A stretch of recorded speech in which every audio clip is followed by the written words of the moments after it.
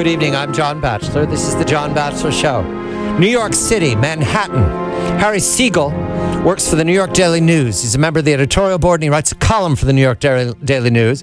He is on the streets of Manhattan right now, Union Square, which is a famous piece of real estate in New York City's history. It's about 16th Street. He's just left the Chris Hayes show on MSNBC, which broadcast outside this evening across the country. Harry was there to comment on the Eric Garner case. This is a case that is distinct from the tragedy in Ferguson, Missouri. It's distinct for having to do with an understanding of the NYPD. It's the police department's relationship with the New York City people, the people of New York, and the governance of New York. Mayor Bloomberg, Ray Kelly, that was a very successful 3 terms of the mayor, followed by Bill de Blasio at the beginning of this year. Mr. de Blasio chose to move away from Ray Kelly's policing, which was understood to be aggressive, especially in high crime areas of New York, and move towards Bill Bratton, a police commissioner who begins the cycle of the broken window policing back in the 1990s that led to remarkable success by the NYPD. Harry, a very good evening to you. On the streets of New York, there are arrests reported south of you on 11th Street tonight. You were on television talking about the Eric Garner case. Shout as loud as you can, Harry, because they'll hear the streets of New York behind you. What is different about the Garner case than the Brown case of Ferguson? Good evening to you. Good evening, John. A few things. First off, this was on video, and there's really not much ambiguity about what happened. There's plenty of ambiguity, politics aside, in terms of what occurred in Ferguson.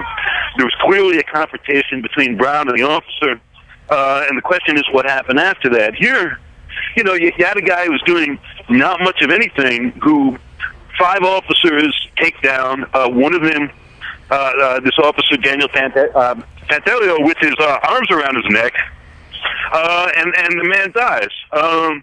Nobody really seems all that concerned when he's on the ground with medical treatment or seeing if he's all right. Well, he appears to be unresponsive. It's so that part of it's very ugly. And then on the grand jury side, we have the same result in both cases, no bill. It's exactly the opposite. There's tremendous disclosure in Ferguson, and we know almost nothing about what happened here. And again, given the video and the low standard generally for grand juries, it's very hard to understand how this wasn't criminal. Tompkinsville is a part of Staten Island. I believe it's the 120th precinct that includes Tompkinsville. That's where this incident took place. It was July 17th, 2014. We talked about this earlier in the year, Harry, because you wrote a column about it. And what Eric Garner was doing was selling Lucy's. What is that, and why was it so upsetting or challenging to the police that he was doing it?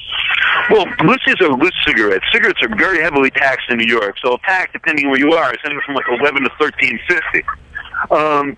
So Lucy's is a cigarette for 75 cents, depending where you are. Sometimes 3 for $2.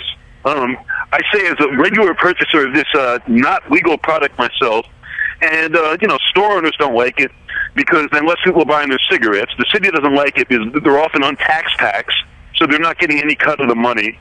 And it's part of this broken windows theory of policing that you try to crack down on smaller crimes.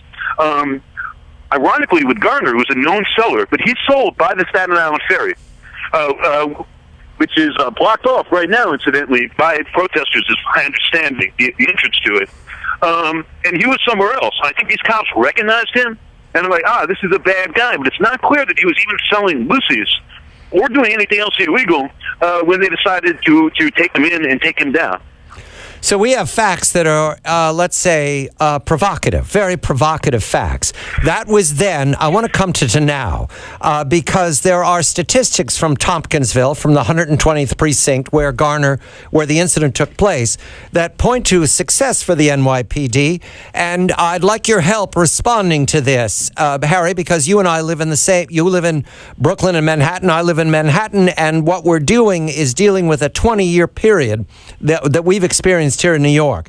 In 1990, that's the period where Mr. Dinkins was the mayor before the Giuliani the two Giuliani regimes in the 1990s. In the 1990s, there were 6,700 serious crimes in the 120th precinct. That includes murders, rapes, assaults, robberies, burglaries. That's a lot, and larcenies. In the most recent year, last year, 2013, there were 1,400 such crimes. That's an astonishing success rate in 25 years. That is what the NPD is right now reminding everyone. I don't take it from them, Harry, but what you've written in the Daily News is that this doesn't have to do with crime statistics. This was bad judgment on the street by a number of officers. Well, look, there's no question. I think he's been incredibly successful over a sustained period at bringing crime down. At a certain point, you have to ask why in some of the neighborhoods where they've done that, people have become really unhappy and resentful. In these cases where a guy gets choked and dies, where not much has happened, the Akai Gurley Pink House shooting, they take the people whose consent you need to properly police an area, and they take that consent away. They create reasons for decent, honest people who want to be safe to have fear. And let me just add that when something bad happens and the police are involved, it's difficult in a different way. It's a lousy thing, and it happens more in poor and black areas in New York, and sometimes with black cops too, to have to be afraid of the cops or that sort of confrontation. The result can be the same as being afraid of a bad guy if the terrible thing happens. But when I walk around the streets and I see cops, I don't generally feel very scared. And in some of the areas where they've been so successful in controlling crime, they've also done this by stopping a lot of people who are doing nothing or not that much wrong. And at some point, that balance got lost. And in fact, under the last administration, Kelly knew that balance was lost. He had this very aggressive stop and frisk policy that by definition meant you were mostly stopping people who hadn't done anything. To scare the people who were, that this was keeping them from taking their guns out, was the essential premise. And in his last about 16 months in office, those numbers plunged. There was an understanding that even with the billionaire mayor who kept one commissioner for a record-long period of time, that you had to start releasing some of the pressure. And it took him too long to do that. And now, people who wanted different reforms and changes have a lot of built-up demands. And the danger is that crime starts going up.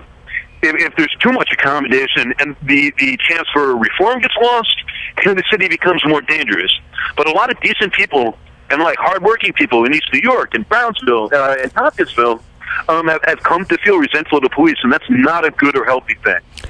I'm speaking with Harry Siegel, the New York Daily News, and the romance of New York is where Harry is right now. He's at Union Square. What can you see around you, Harry? The NYPD presence and the television lights. There have been a small groups of protesters coming through. A bunch of police officers wearing scary sorts of helmets with visors and all holding their nightsticks out just walked by. But this has been very different from Occupy or the RNC or other large protests under the previous administration. There's been a lot more restraint with how stuff is getting dealt with. There have not been mass arrests. People have been each night now taking bridges, boggling traffic, and doing other significantly disruptive things without engendering a massively violent police response or massively aggressive police response. Although there were huge numbers of officers out, there's at least 3 helicopters circling. It's interesting. Every time this happens, it gets treated as a new thing. But New York has had many, many cycles of this. Part of what's different now, just in my view, and particularly when we're talking about police matters, is that there's a fair number of it's a very racially and age-diverse crowd. There seems to just be broader buy-in for something needs to happen, and the question is, what? Harry Siegel of the New York Daily News. The voice is coming in and out on his cell phone because there are a lot of people using their smartphones on Union Square. I'm John Batchelor. This is The John Batchelor Show.